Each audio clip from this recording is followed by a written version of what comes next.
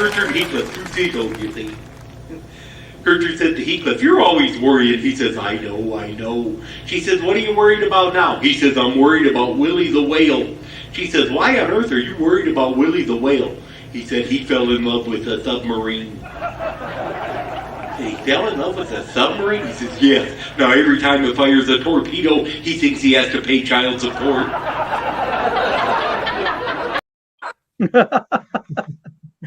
Hello, welcome to the Chatting with Dr. Stevil show. I'm your host, Dr. Stevil. Now, today's guest is a very funny man, as you see. He's been entertaining, a longtime comedian, has been entertaining as Red Skelton impersonator for a while in Vegas and now in Pigeon Forge. Welcome, yes. Brian Hoffman. Yeah, I screwed that intro up. That's all right. So the thing that we just saw, what is this Gertie and Gertrude and Heathcliff? They're two seagulls. Seagulls. Redhead characters that he created, not along also with the hobo, the Freddie the Freeloader, and Clem Cadiddlehopper. He also had these two seagulls that were like a married couple, and they were always conversing. And the funny thing I realized after researching the man is over the years the names of those seagulls changed, even from Herman to Murgatroyd to many different names, and he finally settled on Gertrude and Heathcliff in his latter years, and it just stuck with them. Gertrude and Heathcliff, the two seagulls. Are you going to eventually change the names or upgrade them? No, I love Gertrude and Heathcliff. Everybody remembers them. That's, when I get people in the theater and ask them what they remember about Red, most, the characters that they mainly remember are Freddie the Freeloader, Clem Cadiddlehopper, and Gertrude and Heathcliff. Clem Cadiddlehopper? Clem Cadiddlehopper. How do you spell that? Wrong every time. But with the 3D diddle. That was another version, the 3D diddle. Kiddle. Cadiddle. Diddle. Yeah. Oh, so you like diddling. Okay. Yeah. Sorry. We have a Tom Rysdale who says, "Hi, Doctor and Brian. Loved watching Red." So well, good. Well, tell him hi back. So yeah. Hi back. Yes. Actually, he can hear you. He can hear me. Nice. Camille Terry. Oh. Hello, Brian. Yeah. Hello. I remember her. Right? She's a fantastic Marilyn. She's done many other characters. I had her on the show last month. Her and Leon. It's fantastic. Yeah, Leon's great. Yeah, I remember the first time seeing him, he was like dressed as a bat, carrying this big bomb running around. Yeah, I still got that picture. Leon's watching as well. Oh, good. Okay, so, we've got there's a lot of people out there. I've got several channels this is on. One is on the Stevil channel, and the other one is on the Chatting with Dr. Stevil. Now, if you want to make comments and let us know you're here, you're going to have to go to the Chatting with Dr. Stevil page, as you can see right down here, so I can see your comments. And this way we can see your comments. You can, like participate. Yeah, there you go. Yeah. That'd be cool. I'll just leave that up for a while until I, exchange something. So, you Red Skelton. It's called Skelton, right? Not skeleton. Not skeleton, although he joked about it quite often. Although probably now he is a skeleton. Wow. You went there. I know, that was dark. Yeah, he's been gone for 23 years now, coming up. It'll be 24 in September. Dark humor? I like dark humor. Dark humor is like children don't get vaccinated. Never gets old.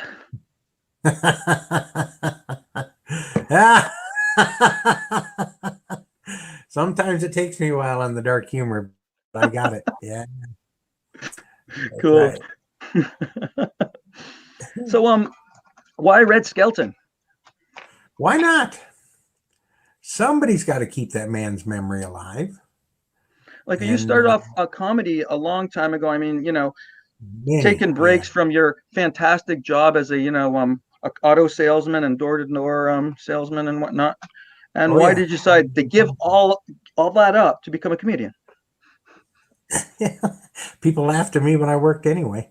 So that and even driving truck over the road. Over the road or over ice? Because that would be cool. Well, a little bit of both.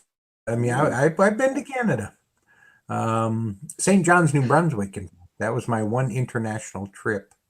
Hauling, I think I picked up scales or something, some huge industrial thing that I had to haul back into North Dakota. But anyway, yeah, it was quite the life, and I knew driving that truck down the road, I should be doing something else. Just could never figure out what else I should be doing. Yeah, I don't know if anybody else had that problem, but most kids, when you ask them what they want to be, they know, they'll tell you, and they grow up and they do that. Well, I never had that. I want to be this, I want to be that, and I just would get jobs like the salesman, selling cars, door-to-door sales, whatever I could, pushing a broom, and drove truck for a while. And that was my last job before I really dug into the comedy, was the driving over the road. But I had an injury, had to quit, so I guess I'm semi-retired. Semi? Yeah, semi-retired, and just really dug into the comedy part. Really, really wanted to do it. So, yeah. Yeah, it's just time flies when you're underground. And many twists and turns, but enough people kept shoving me and telling me I should be doing Red Skelton, and I finally fully accepted it. Early 2000s. But before that, you were doing comedy for how long? Oh gosh, maybe 5 years pretty steadily, on and off for another 5 years. So I started dabbling into it pretty good in the mid 90s. Even when I drove over the road or was selling cars or doing whatever, I used a lot of humor. I enjoyed telling people jokes and having a good time. So, it's been my livelihood, I guess, for a while. But really got into doing stand-up in the clubs in and around Ohio and Pennsylvania and Michigan, mid 95, 96. Started pursuing a little better, 98, 99. And then once 2000 hit, I had a little bit more time, because that's when I ended up with the injury and had to quit driving. Oh, Yeah. all right. So you're driving, and when you weren't driving, you were like telling jokes. So you'd like park your rig outside, you run in, do open mic, get paid for it, and then run back out. Get paid for it. Open mic? Sorry. So open mic is not paid. It's just like you go up there and so it doesn't matter if you were good or not on open mic. It doesn't matter if you're good or not. So attend an open mic night and you'll find out most of those people ain't very good. Yeah, those open mic nights. That's it's you're using your time to gain your stage presence, to be able to figure out what it is that works for you. Because as well as I, you stand there and you can tell a joke at home or tell a joke to your friend, and then you stand up in front of about 40 people or 100 people or 300 people and try to tell that same shtick, and sometimes it just don't go. And there's nothing worse than delivering a joke and not getting a laugh. Yeah, well, you've been doing Red Skelton for a while. How do you keep it fresh? I try to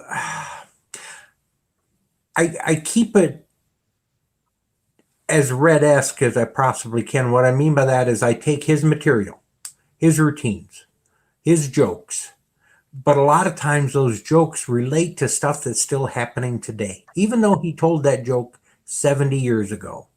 So rather than telling a joke about Jack Benny, I'll incorporate some other celebrity. I've incorporated Charlie Sheen as the partying celebrity, which he used to use Dean Martin.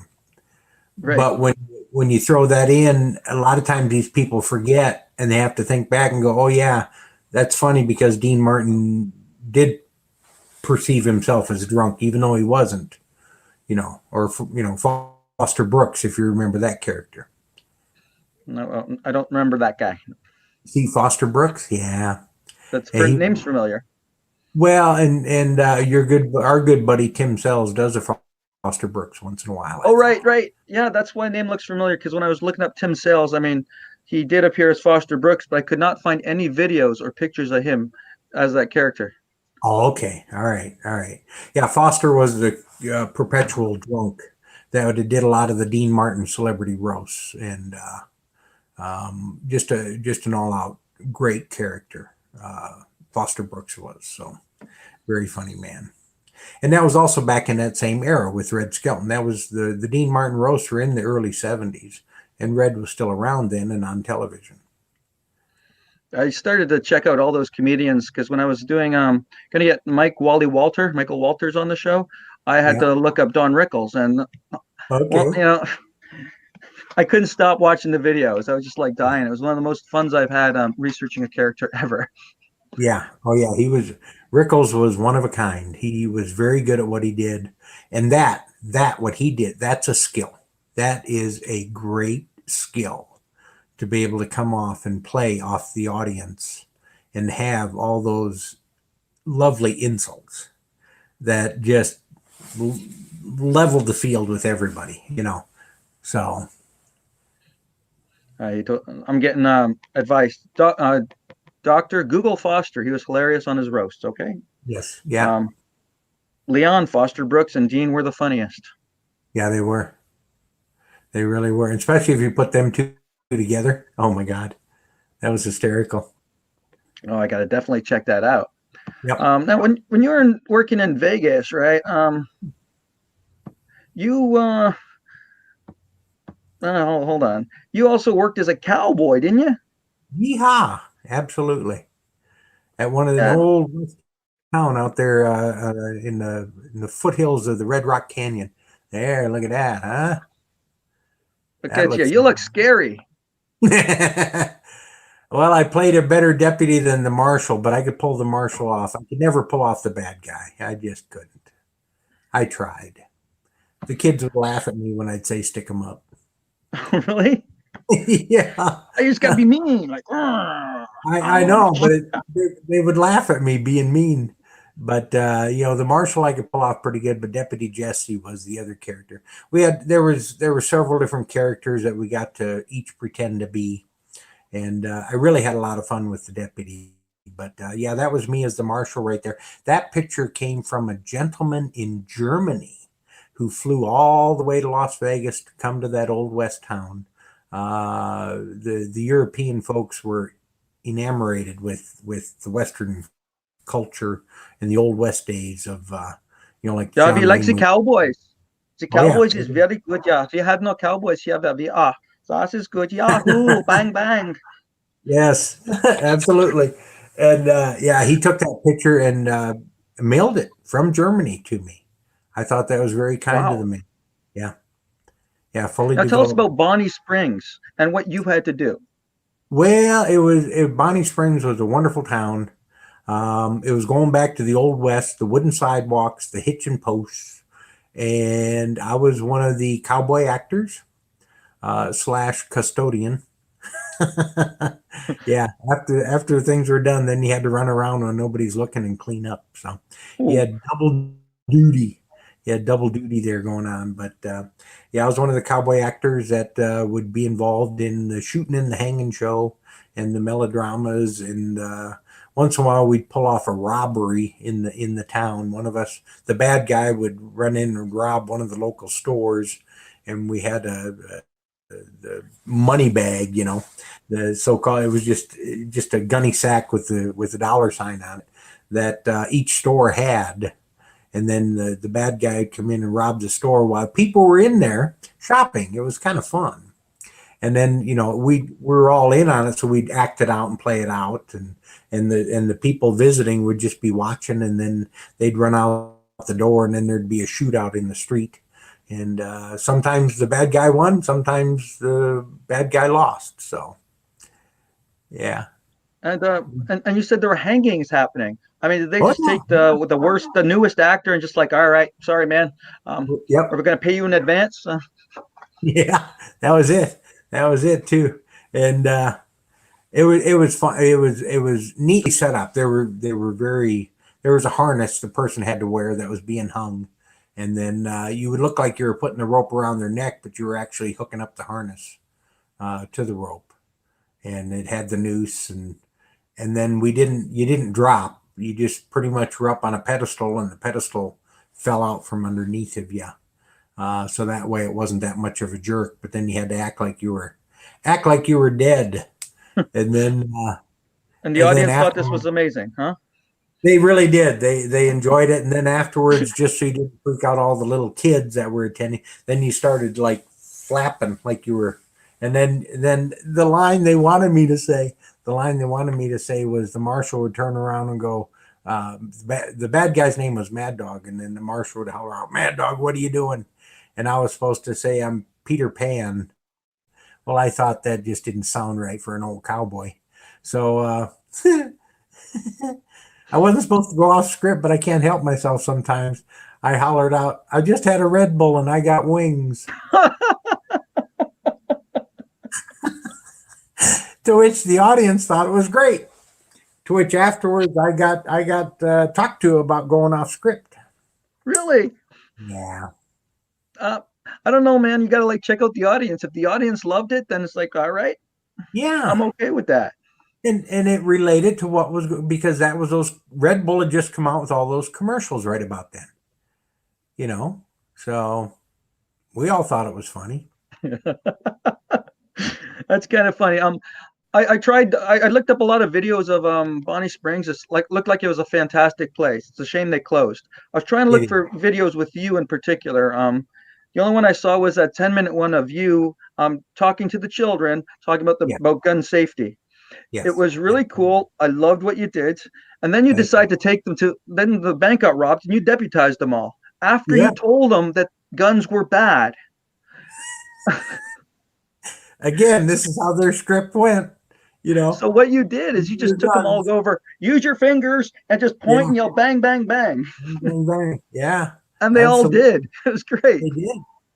And it was good. And then we had the one thing set up to when the kids were all hollering out bang, bang, bang, the bad guy could push a little stick and knock a sign down. And then that's when I holler, "Who shot that sign?" And then one would, "It'd be me." And it's like, "All right, good shooting." And then we'd run them out of town. Did you like how we put him in jail and told him he'd only have bread and water, no cable TV, lights out at 10, things like that? Yeah. That's pretty cool. We got a couple questions here. Linda Creswick says, where would you usually be doing open mic? Well, it was up. Fortunately, I lived up in Akron, Ohio then, or close to Akron, Ohio. And there was a comedy club there, and I was allowed to do open mics. I was able to do it by stopping in first and talking to the owners and letting them get to know me a little bit and finding out when their open mics were, and ask if I could participate. And then they would let you sign up, and you would get 2 to 3 minutes. Usually start off with sometimes, and you think 2 to 3 minutes, that ain't much. Well, you need to try to do 2 and 3 minutes sometime. It's actually quite a bit when you're first starting out. There was another one over in Youngstown, Ohio, that he'd let me do a little set before the feature act. So he'd let me do 5 minutes over there. There was another one in the Funny Bone in Pittsburgh I used to be able to get to from time to time on their open mics. And once you get to know some of the people and you keep in contact, and then they know of other places that have these things. I had another fella that he would just somehow set up these open mics. There were the open mics from HE Double Toothpicks. Boy, I tell you what, they were terrible. They were the utmost. He'd find some bar somewhere that allowed him to come in, and he'd set up a mic in the corner with a little PA system. Chances are there was no light on you, so you stood up there in the corner of this bar while everybody else at the bar was watching a football game, a basketball game, bowling, or whatever. Oh, no. Or they were shooting pool or doing whatever they all do in the bar. Nobody knew it was open mic night. Nobody was paying attention to the guy in the corner doing his open mic set, except for the rest of us comedians that had, seen that set for 20 times now, the guy doing the same jokes. And I used to drive 50 miles, sometimes 100 miles after working 12, 14 hours a day. and then get in my car and go drive to one of these things and just do a couple of minutes. And sometimes I'd show up and look at the situation and just tell the guy who booked it, I'm like, dude, not doing it. Sorry. The same. I could have stayed home and had people ignore me. So I'm not gonna be here and have people ignore me. And because there's nothing worse than that feeling you get when you deliver a line and you get nothing back from the audience. It's just, I know it's like being married. yeah, yeah. Although married is worse, you can't really get rid of them that easily. You can just walk out of the bar and you're done with it. Yeah. Linda also asks, do you ever work with a Bill Kennedy? Bill Kennedy. Wow. I need a little more hint. Is there a town? Sometimes that helps with my memory. You're probably going to have to find a town for us, Linda. Yeah, it's been 20 years since I've done open mics. Well, Steve McLavin or Steve McIlvain. Looks like he's going to kick my ass because I said his name wrong. So yeah, Brian. What's your favorite Red Skelton to do and why? It would be it's Clam. I really enjoy doing Clam. I enjoy that. It's Clam and Freddie the Freeloader. I have a lot of fun with Clam because he's just that goofy fella that's quick-witted, a wise fool, a clever idiot. I enjoy. That's me anyway. So I enjoy that. Freddie's character is a very humble, down-to-earth. Loves everybody, gives you the shirt off his back. It's a lot harder to get into the Freddie character as far as makeup and so on and so forth. So in my show in Pigeon Forge, that's the last thing that I do. But I really have a lot of fun with Clam. Yeah. Like, do you mind if we show people what we're talking about? No, go ahead. All right, this is Clam.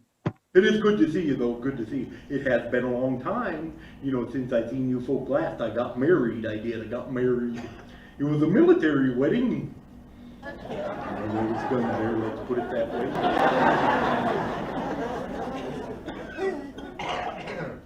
You know what a shotgun wedding is, don't you? That's a matter of life or death.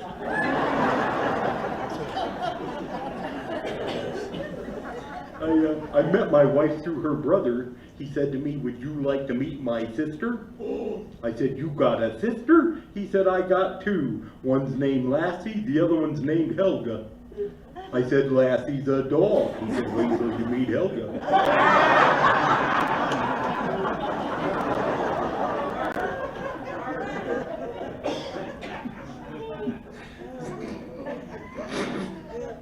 The other morning, she got up running after the garbage truck, yelling, am I too late for the garbage? They said, no, hop in.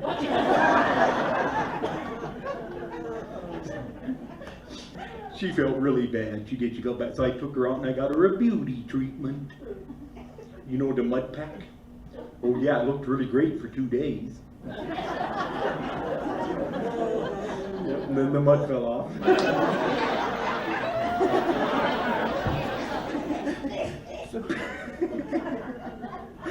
She's a very superstitious woman, very superstitious. She won't do housework any week that has a Friday in it.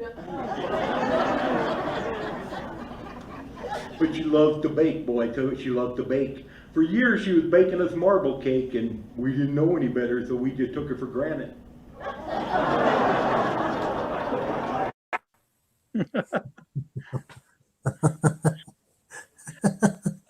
Yep.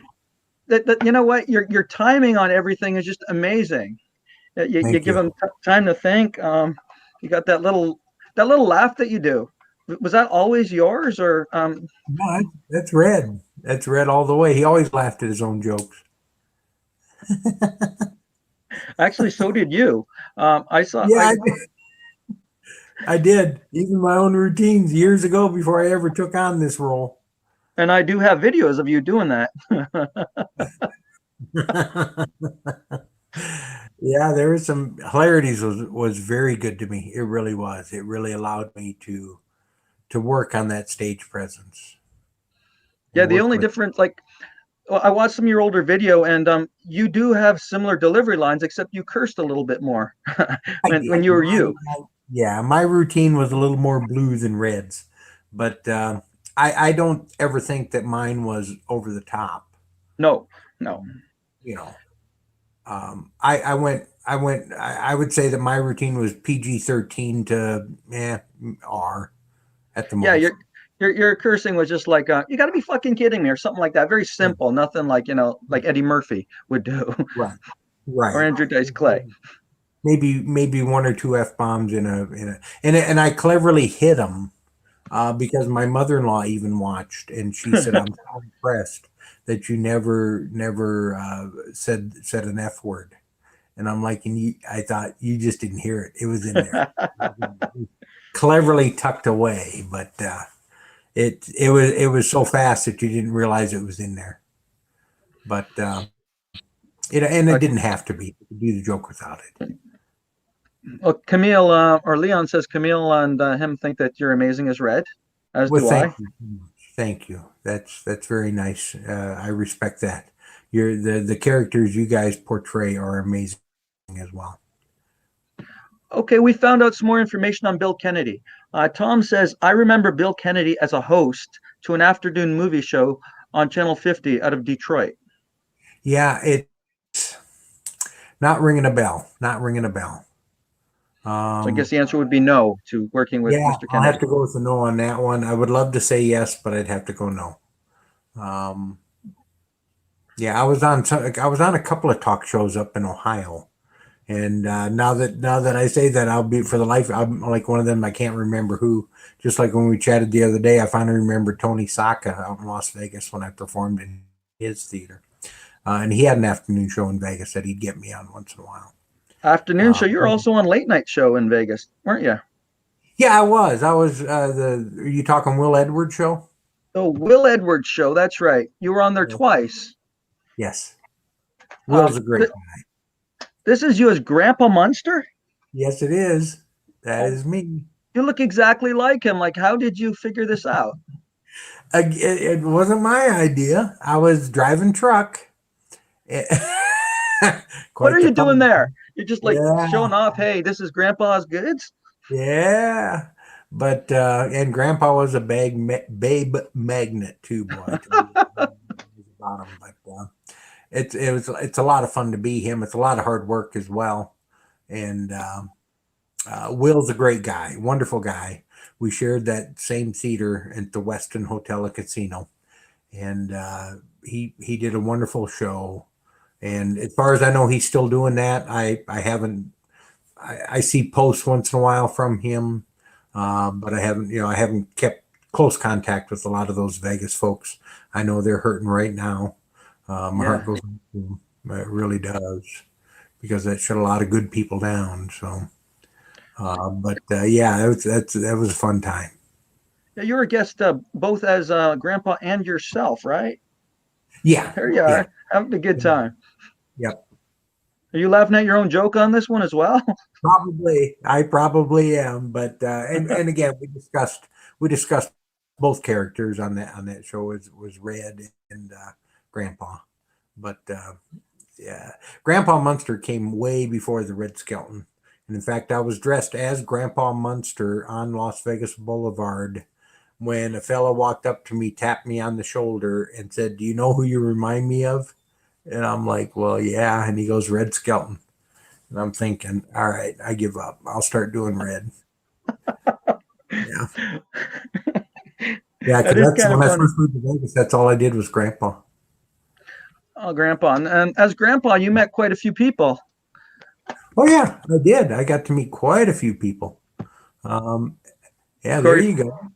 Corey Feldman. tell us Yeah. about this. Is it just like, hi, I want to take your picture, or did he hang out with you, or sell you his Well, we kind drugs? of hung What? out a little bit. This was a house party, the same party where I met Michael Jackson's dad. It was out there in Vegas.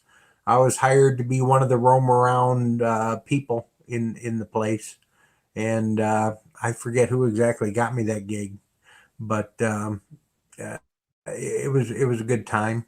that I got to hang out and meet some celebrities such as Corey, and then again Michael Jackson's dad, and just party with a bunch of good people. That was basically Grandpa's job, was to just party with everybody. Yeah. And who's this gentleman? That is Michael Jackson's father. Oh, cool. I should have brought that up when you said Michael Jackson's father. Yeah, that's right. No, that's him. That's Michael Jackson's dad.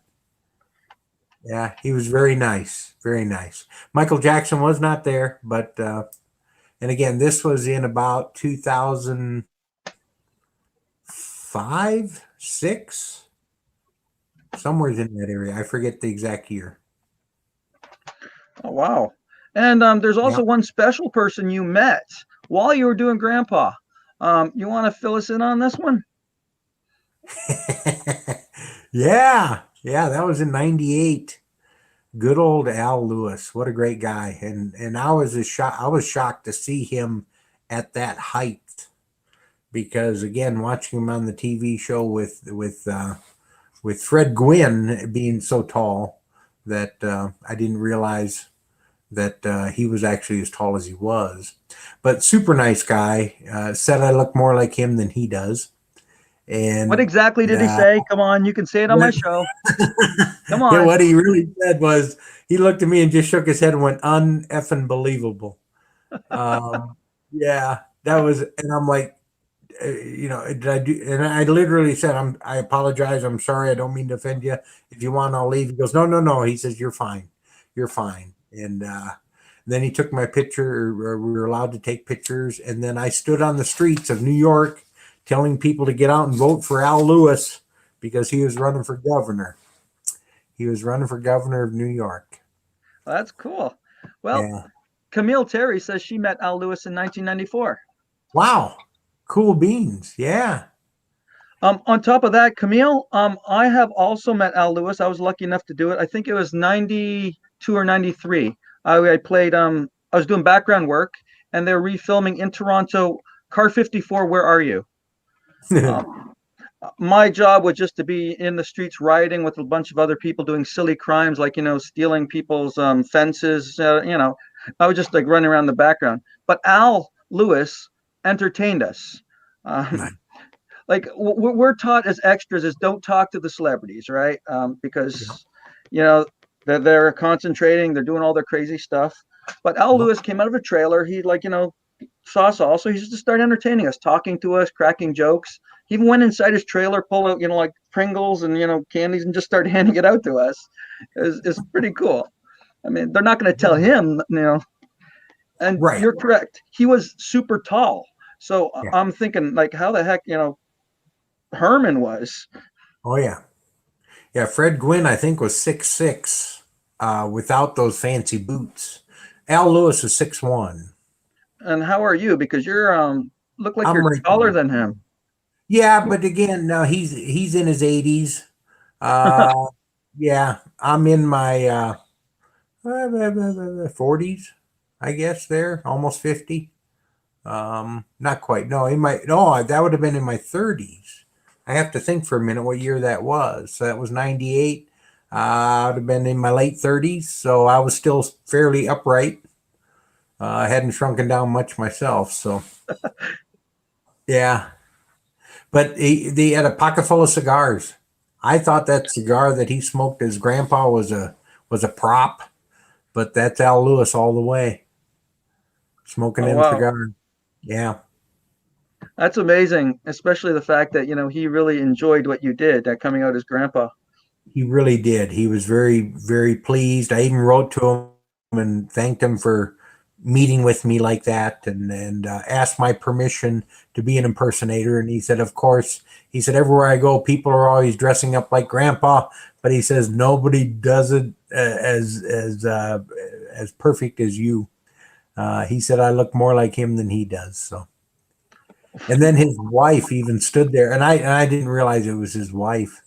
And there's just this lady just standing there on the street, like 5 feet away, and just kept looking me up and down and back. And I'm like, "Can I help you?" And she goes, "No, I'm Al Lewis's wife." And I'm like, "What?" And she said, yeah, he just told me I had to get down here and look at you. Oh, So that's amazing. it is. And then she took my wife and I and our two kids. They were, I don't know, young, fifth, sixth grade, something like that. And if even, and she took us to Al and her's favorite restaurant, right there on Roosevelt Island, and bought us a meal. And I sat next to her. And then on the opposite side of her was my wife, and then my kids sat there too. And this fella come right up to me. And then once he got up really close, and then he goes, "Oh, you're not Al." Yeah. So that was fun. During that photo that you guys were standing together while you were telling us the story, Leon, I posted. Leon says you're standing beside yourself. There we go. Yeah. Also, Doubles Leon easy. asks, have you met Butch Patrick? I did meet Butch Patrick a couple of different times. They've also created a Munster mansion, and as far as I know, it's still there, and it's privately owned, and it's down in, and I know I'm going to butcher the name, Waxahachie, Texas. It's south of Dallas. Okay. And some people, privately owned citizens, decided to create their own little Munster mansion. They were big Munster fans, so they did what they could to make their house look like the Munsters' house. And then they had a Halloween party down there. Well, I heard that Al Lewis was going to be there, and so I thought, you know what, I'm going. So I went just to see him again, and he remembered me. He remembered me from New York, because this was, I think, this had to be in 2000 or 2001, something like that. And he remembered me. And there was people there hired to be different characters of the Munsters. Some guy that was dressed up as Grandpa took one look at me and goes, "They should have hired you instead of me." Yeah. And I met Butch there, and then again up here in Pigeon Forge when they had we have these rod runs where people bring all their nice cars and show them off and whatnot. And they had the Munster Coach, which was the car that Herman and Lily drove, and Eddie sat up there in the very back end. And then they also had Dragula, Grandpa's car. So I was able I remember to that. get my picture taken next to them and meet up with Butch Patrick again and say hey. And he was kind of busy then. Yeah. Yeah, Butch Patrick. I met him briefly. I mean, he's a fantastic guy. He owns many of these cars, and he's big time into the car shows. Wow. That's pretty well all I got, because I'm not a big car fan. So otherwise, I'd know more about it. Yeah, I don't know that much about him myself. So. Hold on. There's some guy called Gramazing Reed. He goes, "Did Brian know Tom Mullica?" Tom Mullica. I did not know Tom Mullica. I knew of him, but I did not know him personally. Great magician. And if you get a chance, you need to Google his swallowing the cigarette routine. The man would light a cigarette and throw it in his mouth. And then he'd light another cigarette and throw it in his mouth. And then he'd light another cigarette and throw it in his mouth. Lit cigarettes thrown in his mouth. And then he'd flip them all around and spit out 3 cigarettes. And they'd all be in his mouth sticking out. And then the best one was where I think he had 5 or 6 or 7 cigarettes that he lit all at once. And, and then he put this big smile on, and they were all tight until he smiled, and then they all spread out like that. It's hysterical looking. It just looks so funny. But the man would literally swallow a pack of cigarettes lit. Wow. Yeah. And the one time I don't know if he did this all the time, but the one time he did it, he was lighting cigarettes and then swallowing, and then he'd open up his mouth and they wouldn't be in there. So he was literally swallowing these lit cigarettes. And then he grabs like a wad of paper towels or tissue paper, and he shoves that in his mouth, and he swallows that too. And he goes, "You know why I do that? so I don't have to buy toilet paper. Oh, he would have been successful now. We would have needed him in Oh 2020 yeah, for the oh stores right now. yeah. But Tom did a great tribute to Red Skelton out in Branson, Missouri. I don't know exactly how many years he was out there in Branson. I do know he started doing it in Vegas. Bill Kirkenbauer was working with him, helping him with his show in Vegas, and then Tom went off to Branson to do it out there. Was in several different theaters out there, and he was retiring so that he could get back into his comedy or doing his magic again. But he moved back to Vegas to do that, and that was right at the time I was moving out of Vegas. So my joke was, this town ain't big enough for the both of us. So I was heading out of Vegas as he was heading into Vegas. And then after I'd got myself somewhat established in Pigeon Forge, all my Vegas buddies started sending me all these messages. Tom had gone in for a hernia surgery, and they put him out, and they literally put him out. Oh, Yeah, he went in for surgery, never to wake up again. So something happened wrong with on the either with the anesthesiologist or a reaction with the anesthesia or something. But Tom never he had recovered. more cigarettes inside of his mouth still. I don't know. It's such a way to go. With the hernia surgery is nothing nowadays. It's not like they're doing open heart surgery on the man. They were repairing a damaged muscle, and he never come out of it. Oh, And I think that was 2000, maybe 15, 16, somewhere in there. oh, it's still recent. Yeah, it wasn't that long ago. Yeah, because I know I moved out of Vegas in 14, and as I was moving out, he was moving in. So Okay, Gramazing Reed, I bring him up because he is a I'd like to call him a magician, but he claims to be a wizard. He is a wizard. He says the okay. difference between that is the magicians wear leather and have glitter. So that's cool. So he's the one that asked about Mr. Molina, and he says that he actually swallowed the entire pack, Yeah. and he said he would finish it off by swallowing napkins on top of that. And you already covered this. He's also a Red Skelton tribute artist. Yep. And he had his own club down in Atlanta called Tomfoolery. And he was set to be on Penn and Teller, Fool Us. Oh, really? Was that as right before he went in for his surgery, I wonder? probably, yeah. Most Okay. likely. So Graham would know. Graham is the wizard. Okay. And before we move on to the next topic, Jamie Paget, remember him from Sunburst? Yeah. He's the guy that sells drugs and all that whatnot. Oh yeah. He says that the Munsters made it to the UK too. Enjoying the Wow. laugh, boys. Oh, thanks, Yeah. Jamie. Well, good. Jamie watches most of all the shows. I mean, he's fantastic. Cool beans. Cool beans. Now, Yeah. we're back with Steve. I don't want to butcher his last name. Like I say, it looks like he can kick my butt. Do you Yeah. ever do Pledge of Allegiance during your performances as Red did? Yes. That is towards the end of my performance. I do roughly about an hour and 40 to an hour and 50 minutes, depending upon laughter. If there's no laughter, I'm done in an hour. So Okay. yeah, then it goes from a comedy to a documentary really fast. That's my own humor there. Anyway, Okay. yeah, get it. If it's nobody's laughing, it's no longer a comedy. It's now a documentary. Because I'm just saying stuff and not getting anything in back. Yes, I do Red's Pledge, and I also afterwards acknowledge all the veterans that are in the show.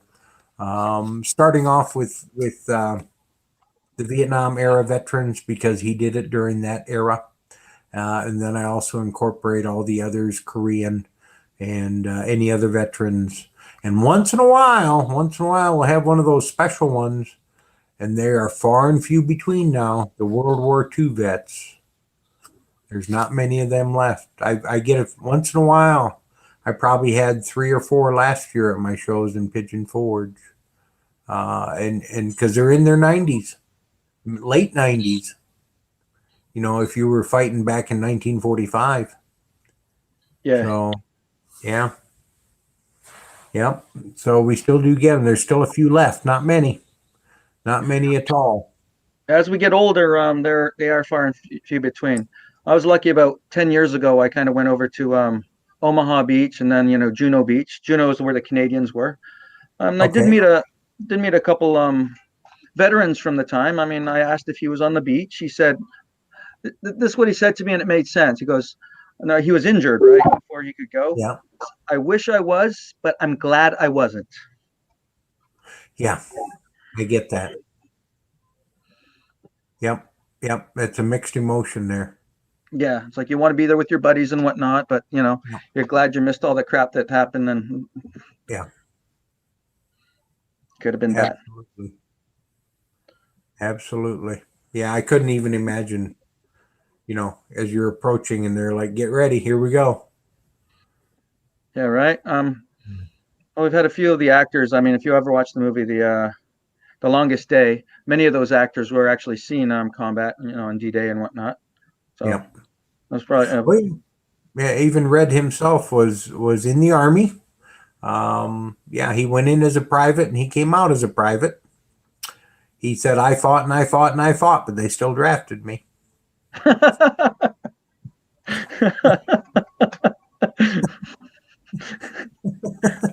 He said, I got discharged because of my back. It had a yellow streak down it.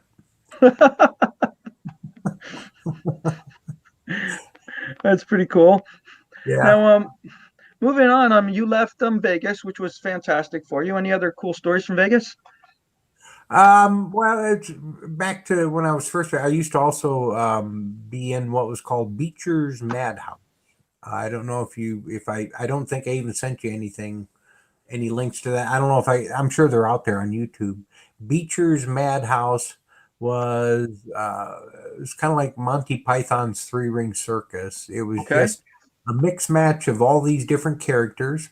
A lot of them, some of them on stage performing, others just mingling in with the audience and performing in amongst them or socializing with them and making sure everybody's having a great time.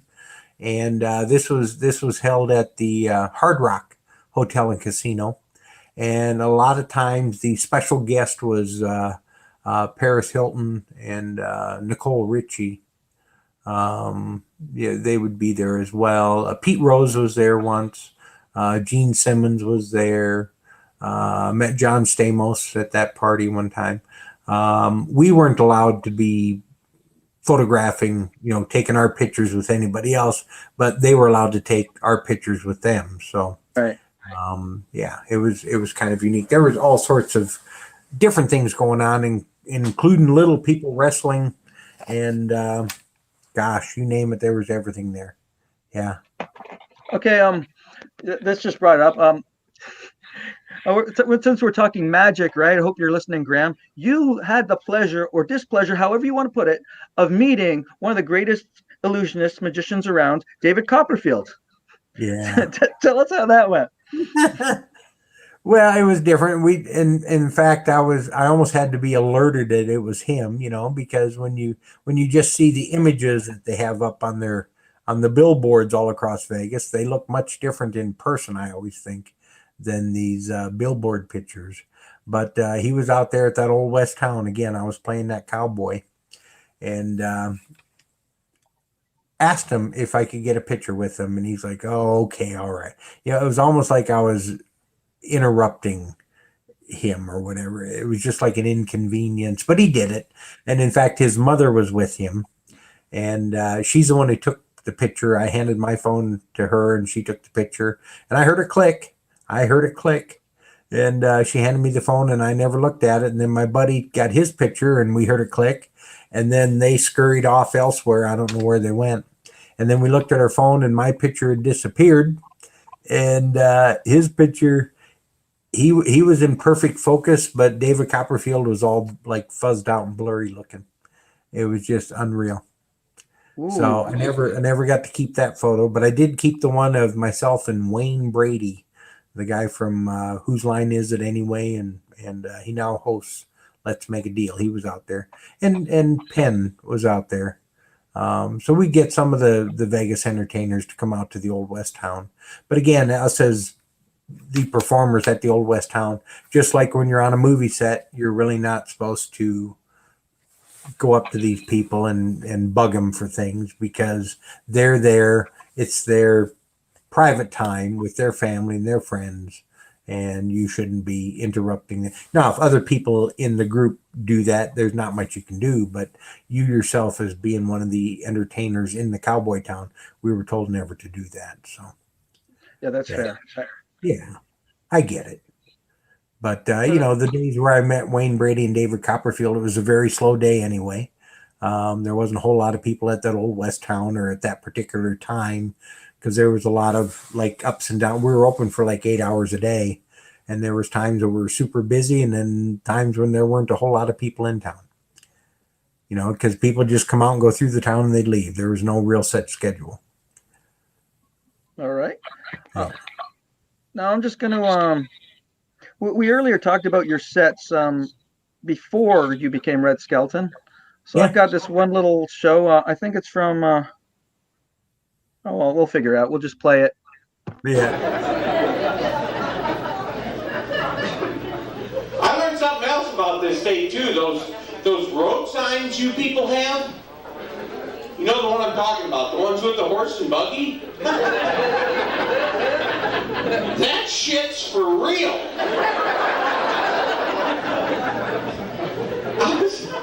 Swear to God, I thought, they're lazy. They ain't taking the signs down, you know?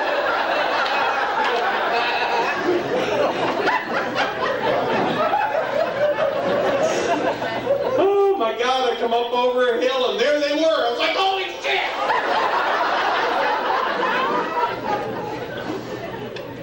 I learned something about them people too. If you blow your horn and get your car to backfire, them sons of bitches will do 35 miles an hour. And they look really funny too, with that one hand holding their hat on, and the other one flipping you off. Are there any Amish here tonight? Yoder, yoder, yoder. No? You guys want to hear a cute Amish joke? These two Amish women, it's kind of sick, is that okay? Yeah. Okay, two Amish women were digging potatoes, and the one pulls out these two potatoes and she goes, "These remind me of my husband's balls." And her friend says, "Oh my God, your husband has balls that big?" She goes, "No, they're that dirty."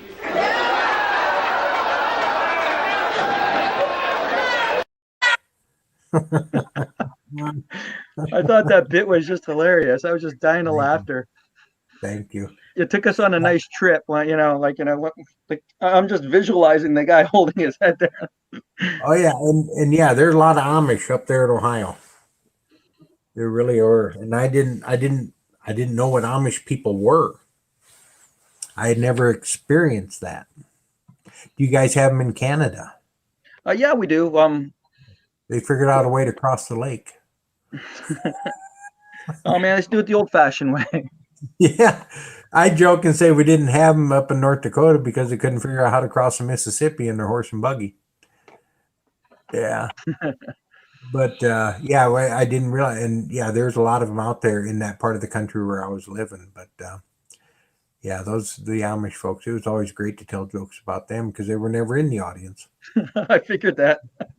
And they probably won't be seeing this thing here. No, as well. they really won't. They don't. And if they do, it'd be like, wait a minute. I had some come see my show in Pigeon Forge. I did. It was Amish or the other one, Mennonite, that type of, and I'm thinking, really? But they had a great time. So you don't need to know who Red Skelton is to enjoy the humor. Yeah, when I first met you at Sunburst, it's like Red Skelton. That's like old humor. Like, am I going to get this? Am I going to enjoy it? And I did. I totally enjoyed your show. It was Good. it was totally amazing. Well, thank Uh, you. we got this little part here. I mean, you know your wedding that you My normally do, the redneck wedding, oh the well, we call it hillbilly up here, but yeah, hillbilly yeah, wedding. Yeah. Is it yeah. okay if I show that right now? Absolutely. I love doing that. That is a great routine. Because I just watched it and I'm dying of laughter. I'm like, wow. So even if you don't remember Red Skelton, then a new generation is going to be introduced to this guy. Yeah.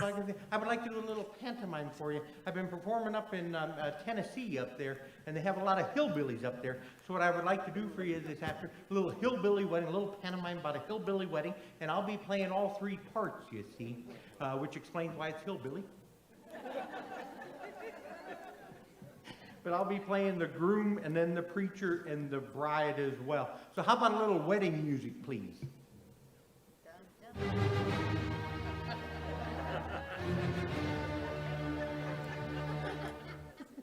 No. I want to hear the music that a groom hears right before his bride comes walking down the aisle as they're getting married.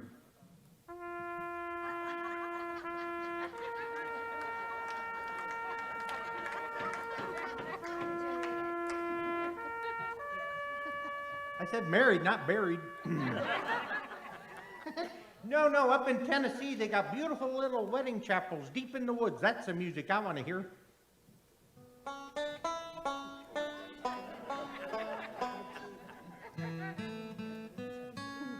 I didn't want to go that far into the woods. Okay, here comes the groom.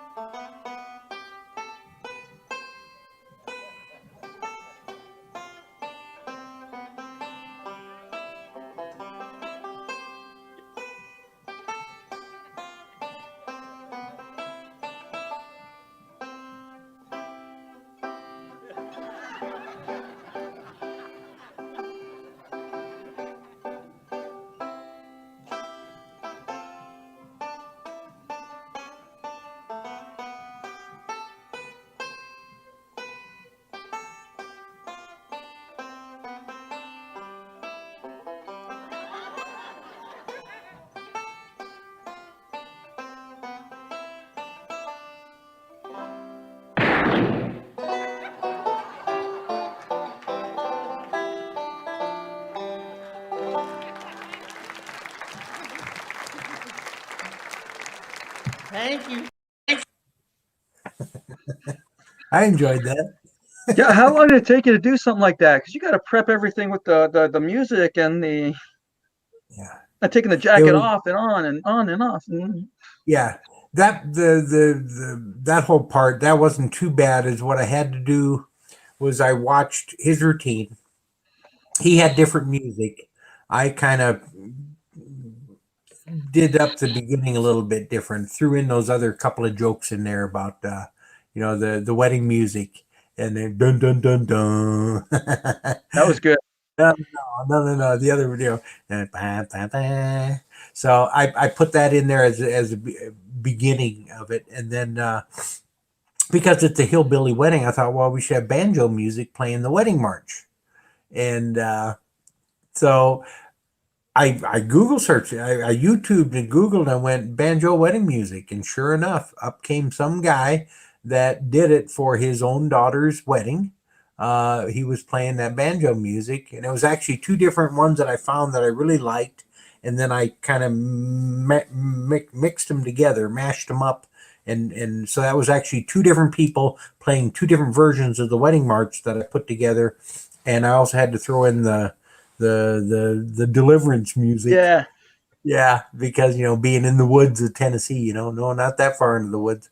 And, yeah, and put that all in there, and then timed it out to where I had to watch what he was doing in that amount of time, and then I did it, and then when I went to rehearse it, it wasn't quite long enough. I had to go back in and redo the music and add another section in there of the wedding march just to get it enough to where I had enough time to do everything, and then to put the shotgun in there at the end. And once that music's playing, you learn where the music's at as far as what you need to be doing. And then I laid in the sound effects for the splashing of the whiskey onto the neck, and then the drinking of the bottle.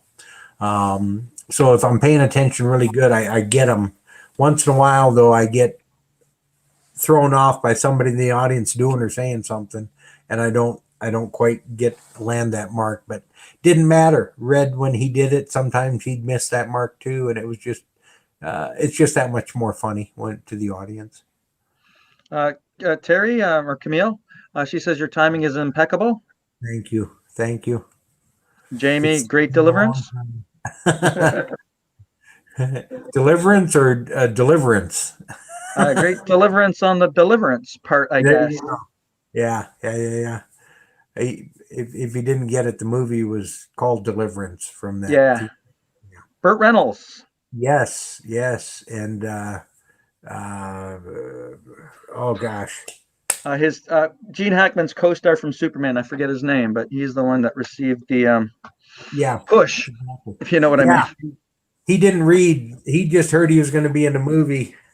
And he's like, yeah, you didn't read to the end of the script there, did you, buddy? Yeah, no. You're not going to need your pants for this one, okay? Yeah, there you go. So, gosh, and as soon as we get done doing this, the name will come to me of who it was. Oh, probably. Oh, yeah. So you took your show that you've had there for over 5 years or so at the Wynn? I was at the Westin Las Vegas Hotel and Casino. At the Westin. Yeah, okay. It's close to the Wynn.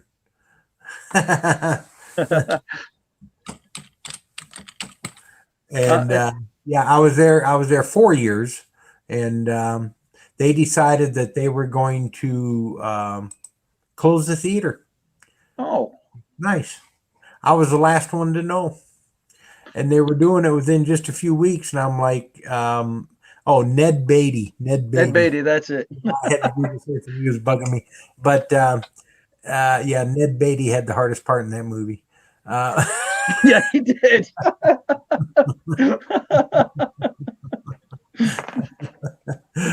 But they decided they didn't want. They were nice about it though. When we talked, because I had some bus groups coming in. I'm like, I need the theater up until this date, and they're like, all right, we'll work it out. Beautiful casino, beautiful showroom, comfortable chairs. I had an afternoon show there. It was a great time slot, great people coming to see me. And all good things come to an end sometimes, and I'm glad part of me is glad it did. Now I am closer to family, closer to the grandbabies, and just had another grandson born a few days ago. So I'm getting. I congratulate you, but that would be weird if you had anything to do with that. Yeah, I hadn't. Well, not really, but yeah, you know what I mean. Because if it wouldn't have been for me, I wouldn't have had a son. If I wouldn't have had a son, I wouldn't have a grandson. So in that aspect of it. But yeah, it's brought me a lot closer to them, to where I can see them more often. They can get to see their grandparents once in a while. I think that's an important thing to kids.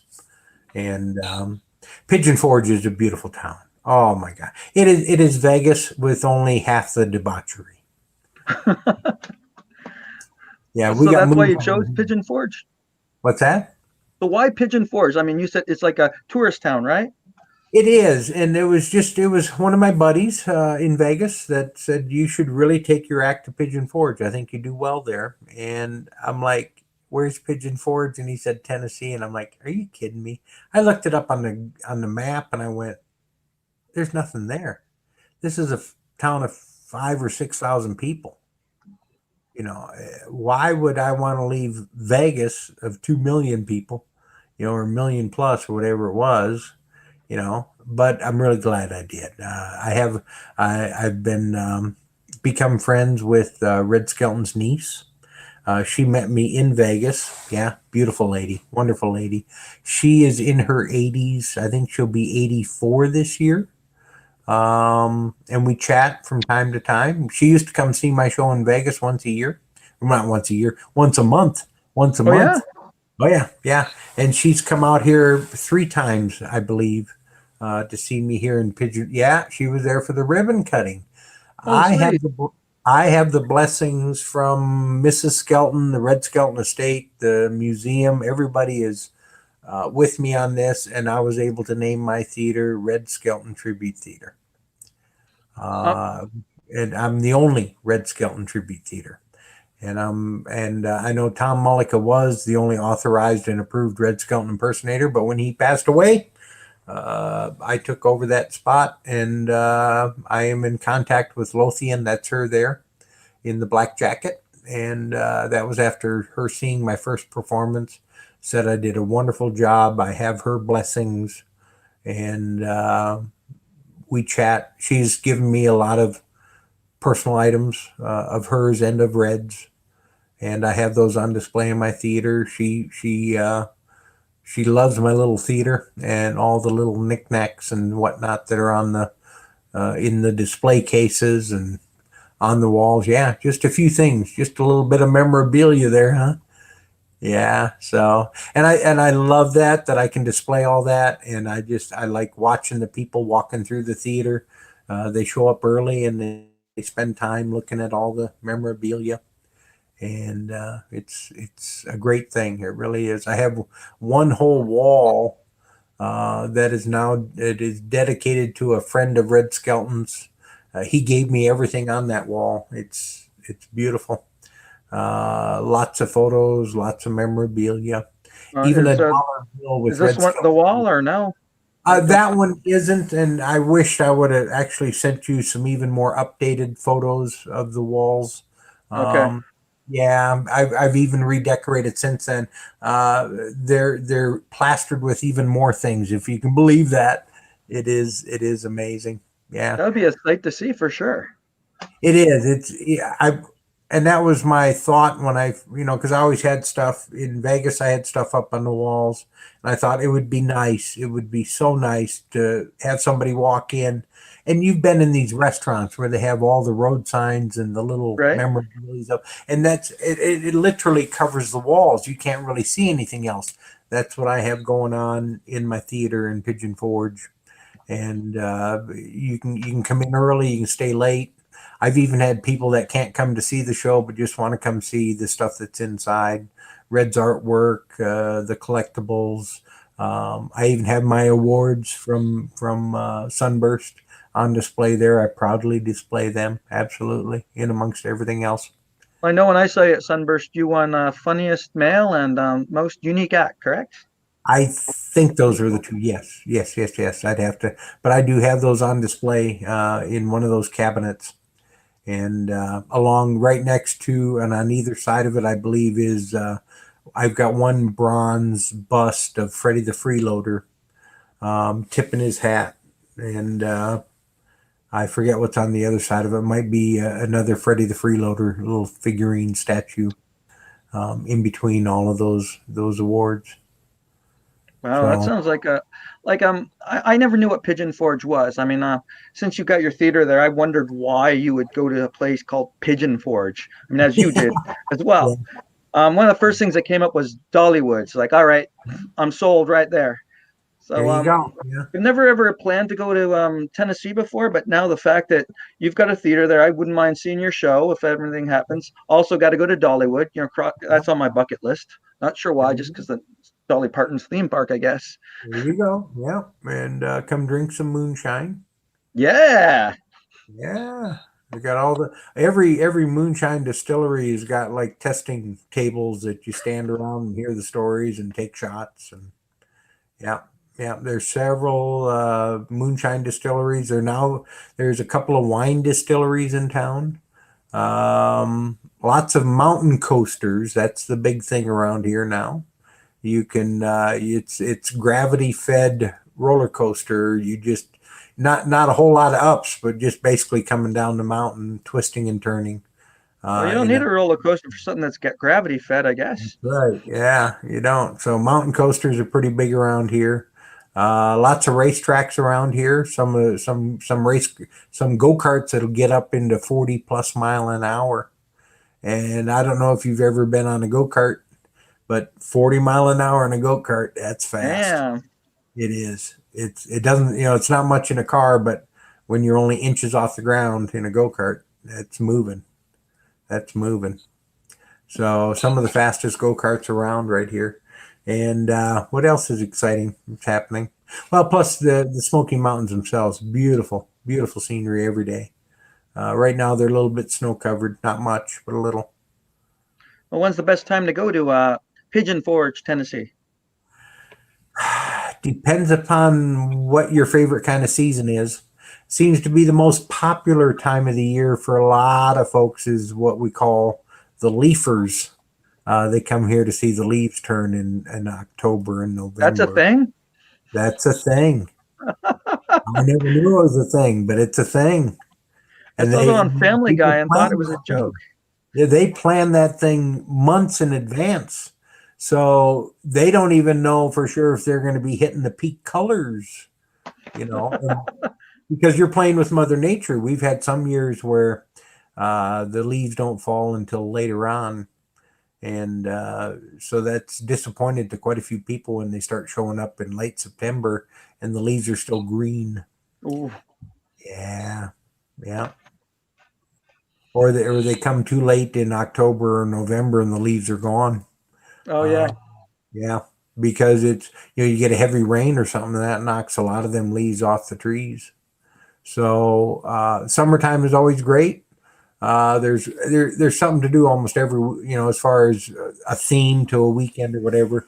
If you search for activities and there's car shows going on in Pigeon Forge 3-4 times a year. There's the Ford truck collectibles that people show up, or the Mustang people, or the I think the yellow Corvette club comes.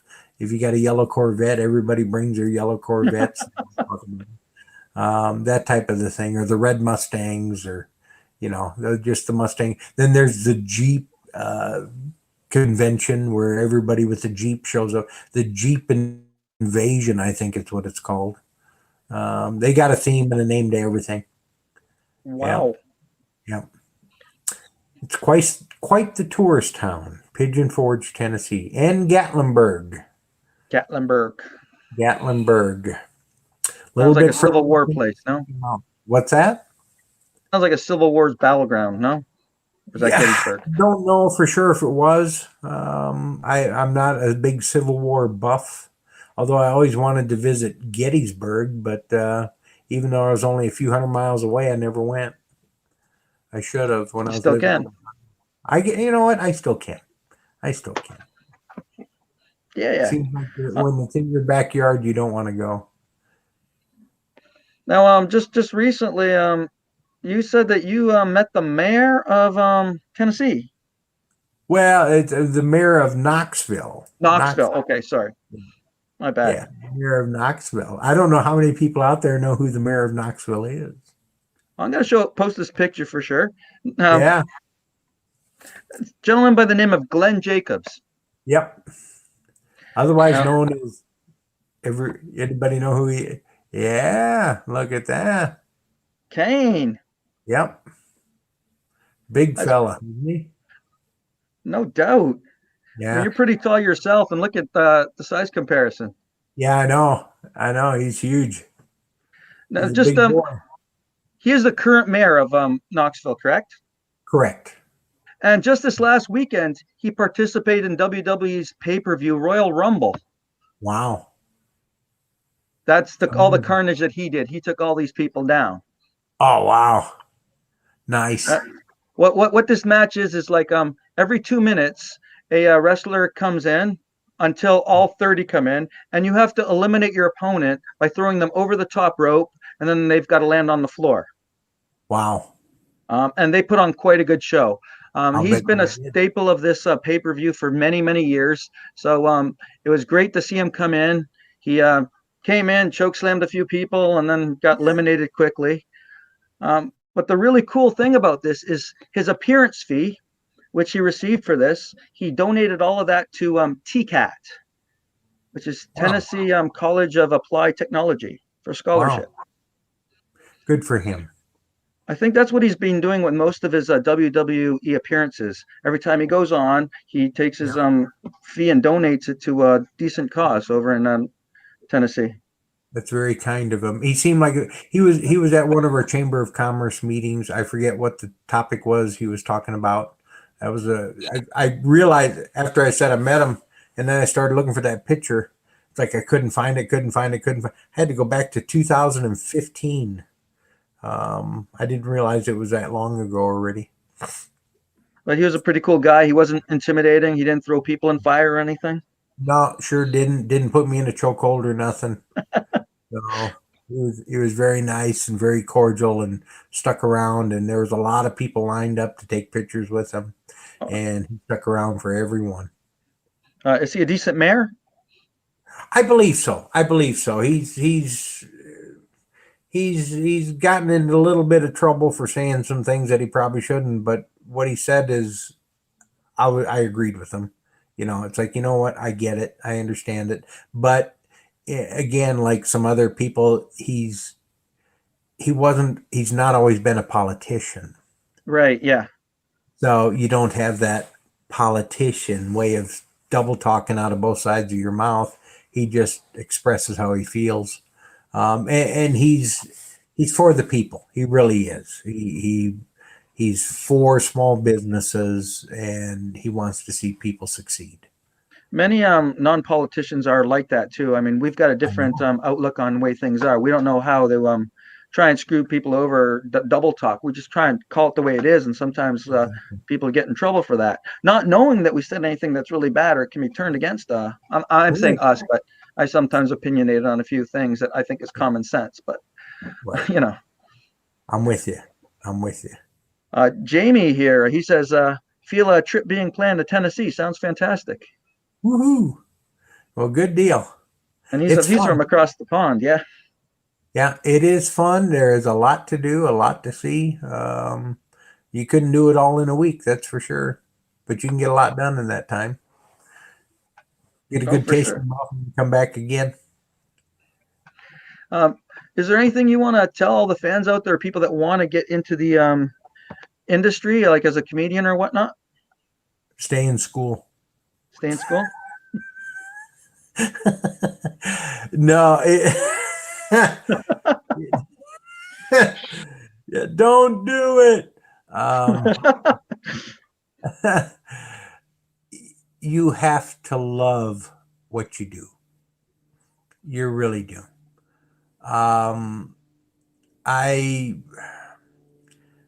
Here's the non-political side of me. Well, here's Johnny Miller, the Colonel, says hello. He just showed up to the Hey, Johnny. party. All right, good to see you, buddy. That's why we're leaving, John. You've showed up now. Time to end the show. Thanks. Better Nate than lever. I still got that picture of him eating food at another restaurant besides Colonel Sanders. And, in costume? I caught him. I took pictures. I'm blackmailing him. But he said it was okay because it was actually Taco Bell. Oh, that's right. Taco Bell or Wendy's. They're allowed because Yeah, they're All all right. in the same boat. But any entertainment, you have to love it. You have to love what you're doing. You really do. Um, I know people. eh, Yes, I had a buddy, and I still talk to him, who used to help me write my routines. I'm a firm believer that either you're funny or you're not. Right. Either you can entertain or you can't. You can either sing or you can't. You can either play the guitar or you can't. You know, and guitar is a skill, but some people are really gifted at that skill. Other people have to work very, very hard to just get by. Um, if you love it, do it. If it makes you feel good, do it. Um, Try to find a way to earn money doing it. And if you can't, then do it as a side gig. Don't give up on those dreams if it's just something that you love to do. Um, I never thought I would be doing what I'm doing right now. You know, if you'd have told me when I was sitting on my dad's lap watching the Red Skelton show, pay attention to this fella because that's who you're going to be pretending to be when you're 60 years old, I'd have never thought. I'd been like, no way. But it's a great honor. It's a privilege and a blessing to be able to pretend to be him. It really is. So Well, yeah. guy Tom Risdale, he's a friend of mine. He says, "Thanks for the great show, Doctor and Brian. Well, We need thank more you. entertainers like you guys in this world. Keep up the good work. You made me smile tonight." Well, good deal. Good deal. And I hope that smile wasn't just gas. Me too. Yeah. There's one thing that I just got to show people. Explain your before we go. It's a little video, 10 seconds. It's worth it to anyone who's there. Before we go, explain your bacon routine. Oh my gosh. Yeah, that is hysterical. And again, it's Red. It's from his old vaudeville days, and it's him laying down, impersonating a piece of bacon on a hot griddle. It's a lot of fun to do, and it is. It's like 10 seconds, and and I get people showing up in my theater going, "Are you going to do the bacon today?" People still want to see the bacon bit. They really do. No pun intended there with bacon bit. Right. But yeah, they love the bacon, and it's fun to do, and it's easy. That was one of the first pantomimes that I was pretty confident doing. All right. Well, but let's see it. Yeah. Speaking of those places, though, I used to do some really crazy pantomimes back in the day, like crack open an egg and I'd be the yolk. Yeah. But the other one that I still get requests for to this day is the old vaudeville bit of a piece of bacon frying on a hot griddle. So now for your viewing pleasure, I would like to do for you this old pantomime of a piece of bacon on a hot griddle.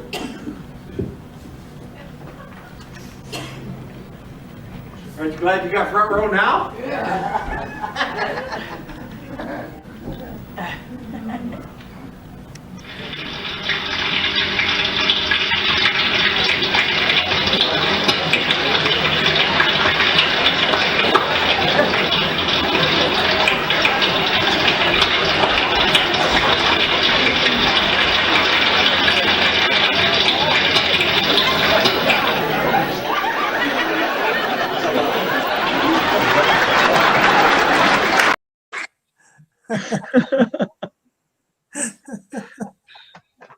That's weird yet entertaining as heck.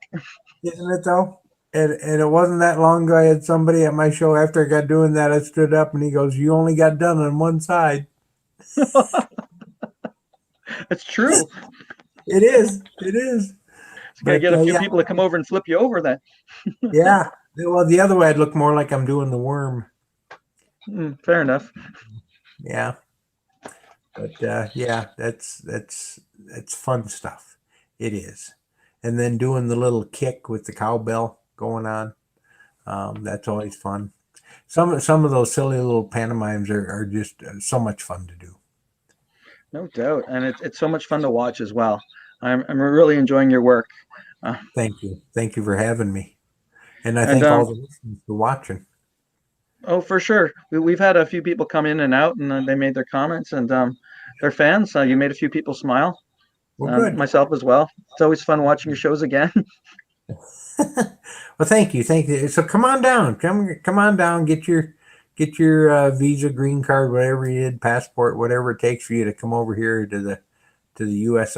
Oh, I got to tell, I don't know if I ever told you this joke. I had a Canadian tell me, because you always say, hey, the Canadian, hey. Do you Hey? know why? Why? That's how you were taught to spell. Because it's the Canada,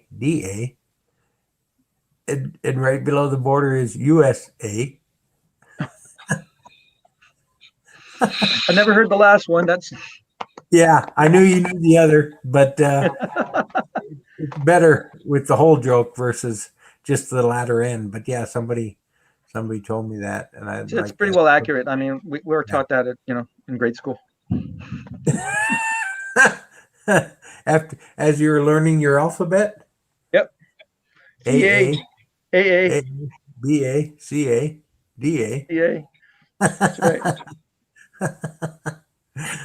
No, and Red had a Uh, very special place in his heart for the Canadians. He actually got a start up there at a place called Shays in Toronto.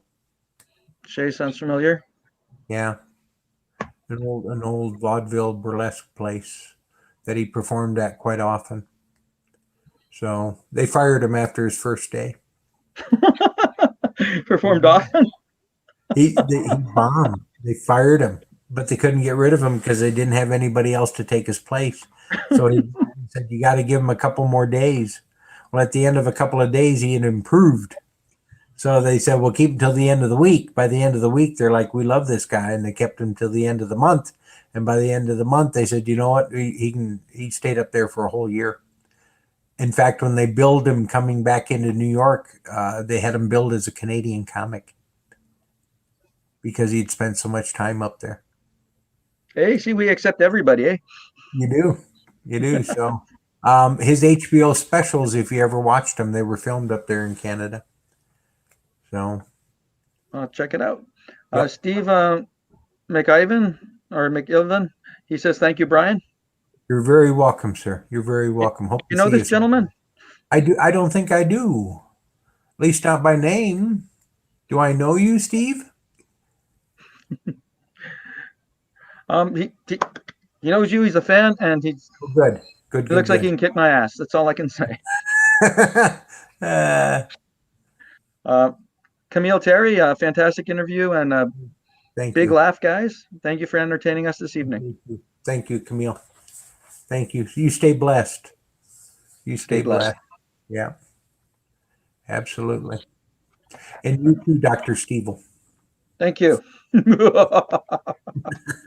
Thank you. It's great to finally meet the Red Skeleton Man. Yes. Yeah. Speaking of skeletons, hold on. You Let me have go one back. in the closet? What are you doing? What are you doing? Oh, there you go. My own version of the Red Skeleton. that is awesome. Well, we're That in is- lockdown. I couldn't go out for food. There you go. Sorry. That's the best kind of cat. I know, right? Lost a lot of weight. Better diet than I'm on, that's for sure. Absolutely. Absolutely. All right. Well, thanks a lot. Thank you for giving me your time and helping me entertain everybody out here. You're very welcome. Thank you. Thank you. And Jamie thanks us as well. And good morning, because it's 5 hours ahead of us. Or Oh, yeah, they're living in the future. it's tomorrow there. That's amazing. That's hard to is. comprehend. Yeah.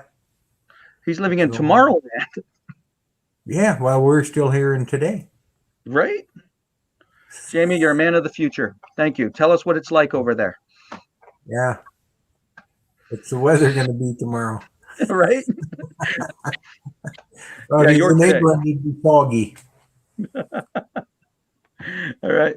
Thank you very much. He met me in Milton. So Milton, DE. Oh, okay. All right. Yeah, Sure. yeah, yeah. I remember performing out there. Nice. That's a great little theater in Milton. Beautiful place. Love doing it. You're like many I've interviewed a lot of wrestlers and stuff, and they go, "Hey, I met you before," and they go, "Well, I don't know where." As soon as they mention the arena or something, Yeah. suddenly the entertainers like go, "Boom! Oh yeah, I remember that event now." Yep. Absolutely. So, yeah, I don't know if that was the first time or the second time that I was there at Milton. Oh, cool. I've been there a couple of different times. Thanks for tuning in, Steve. I totally appreciate that. Yes, we thank you for tuning in as well. Hope to see you again soon. For sure.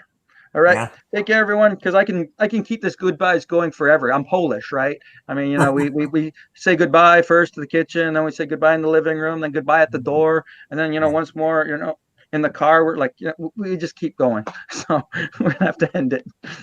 All right. Sounds good. You've been All right. fun.